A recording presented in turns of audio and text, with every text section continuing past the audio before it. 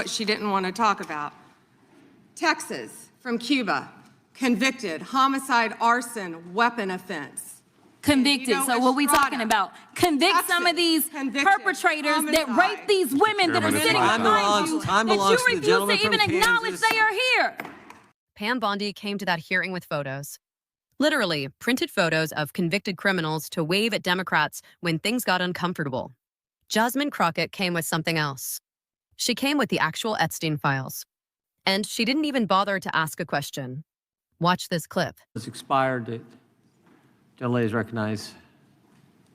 Thank you. I seek unanimous consent to introduce into the record the research that Representative Kamlager-Dove and I referenced concerning the threat of right-wing domestic terrorism, which the Department of Justice scrubbed from its website in September. Without objection, the gentlelady from Thank Texas you. is recognized. Thank you so much, Mr. Chairman. And to be clear, I'm not going to ask any questions of this witness because this witness has revealed that she has no intentions of answering questions. But instead, I'm going to ask some very basic questions really quickly of my colleague, Becca Ballant, if she will answer right or wrong, raping children.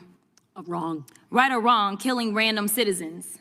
Definitely wrong. Right or wrong, enriching yourself as the sitting president of the United States. Definitely wrong. Okay, thank you, because I probably never would have got that with our witness. Our witness who somehow is a lawyer but does not understand how it works with witnesses. I'm not really sure what law school she went to and what all kind of cases she tried, but typically when you come into a space and somebody's a witness, then they sit there and they answer questions instead of asking questions. And then we also have this objection that we use as lawyers called non-responsive when a witness fails to actually answer the question. But nevertheless, let me address the survivors because that's exactly who they are. They are not victims, they are survivors. Let me say thank you for having more courage and moral clarity in your pinky fingers than the entire Department of Justice. We are currently the laughing stock of the world, partially because of the failed leadership within the DOJ as we see kings and queens falling everywhere around the world. But we don't know the basics of right and wrong in this country because it's not about partisanship.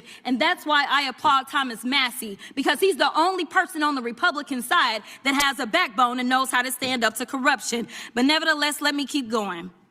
My Democratic colleagues have been attacked this entire committee hearing. They have been lied on. And frankly, the American people weren't looking for that. They were looking for answers about the corruption that they see coming from this administration.